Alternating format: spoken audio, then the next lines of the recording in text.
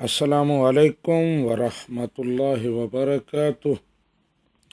Bread Ford سے ساجد محمود صاحب پوچھتے ہیں کہ امام صاحب کا مسجد کو سو کرنا، مسجد کے خلاف مقدمہ کرنا، کیا یہ جائز ہے؟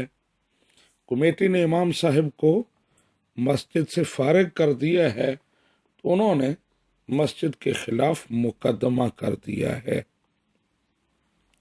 جی ساجد محمود صاحب، اگر امام صاحب یہ سمجھتے ہیں کہ ان کے ساتھ زیادتی ہوئی ہے، بغیر کسی ویلڈ ریزن کے ان کو منصب امامت سے ہٹایا گیا ہے اور ان کی حد کے عزت ہوئی ہے، تو پھر ان کا مقدمہ کرنا یہ بالکل ٹھیک ہے۔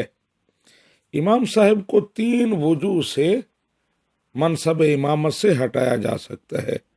نمبر 1، ان میں کوئی شرعی عیب پایا جاتا ہو کہ وہ امامت کرانے کے لائق نہیں ہیں اور یہ فیصلہ کوئی مفتی صاحب کریں گے۔ نمبر 2، امام صاحب اپنی ذمہ داریاں ٹھیک طریقے سے ادا نہیں کر رہے، اپنی ڈیوٹی نہیں دے رہے۔ اور نمبر 3، نمازیوں کی اکثریت امام صاحب کو ناپسند کرتی ہے، وہ ان کے پیچھے نماز پڑھنے کے لیے تیار نہیں ہے۔ نبی رحمت صلی اللہ علیہ وآلہ وسلم نے ارشاد فرمایا، اس بندے کی نماز قبول نہیں ہوتی، اور ایک روایت میں ہے وہ شدید عذاب کا شکار ہوگا، من اما قوما وہم لہو کارہون، جو کسی قوم کی امامت کروائے حالانکہ لوگ اسے ناپسند کرتے ہوں۔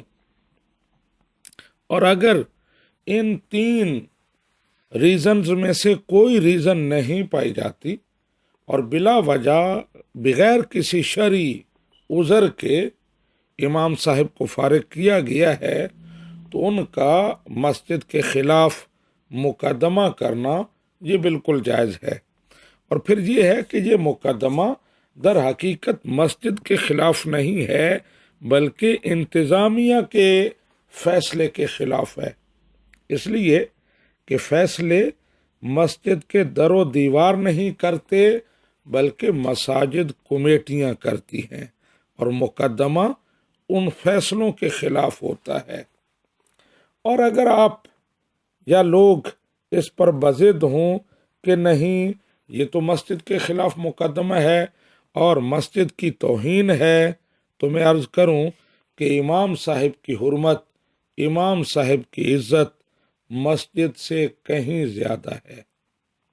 حدیث پاک میں ہے، حضرت عبداللہ بن عمر رضی اللہ تعالی عنہ روایت کرتے ہیں کہ نبی رحمت صلی اللہ علیہ وآلہ وسلم کو میں نے دیکھا کہ کعبۃ اللہ کا طواف کر رہے ہیں اور کعبۃ اللہ کو مخاطب کر کے کہہ رہے ہیں، اے کعبۃ اللہ، تو بڑا عظیم ہے، تیری عظمت اور حرمت بہت زیادہ ہے، لیکن سن، والذی نفس محمد بیدہ لحرمت المؤمن اعظم عند اللہ حرمت منک، مجھے اس رب کائنات کی قسم جس کے قبضہ قدرت میں میری جان ہے، بندہ مومن کی حرمت، اس کی عزت تجھ سے بھی کہیں زیادہ ہے۔ تو جب بندہ مومن کی حرمت، عام بندہ مومن کی حرمت کعبۃ اللہ سے زیادہ ہے، وہ کعبۃ اللہ جو مساجد کی ماں ہے، تو مومنوں کا امام، اس کی حرمت ایک عام مسجد سے زیادہ کیوں نہیں ہوگی؟ یہ حدیث مبارکہ ابن ماجہ میں آئی ہے۔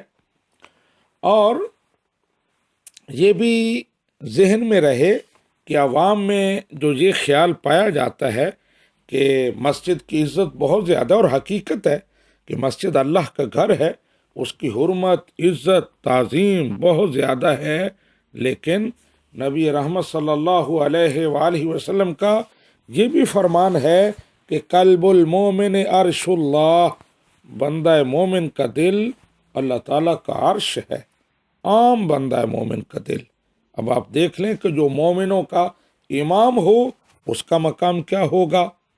اور بابا بلے شاہ رحمۃ اللہ علیہ کا مشہور وہ مصرع ہے، مسجد ڈھا دے مندر ڈھا دے جو کچھ ڈھاندا، پر بندے دا دل نہ ڈھائیں رب دلاں وچ راندا۔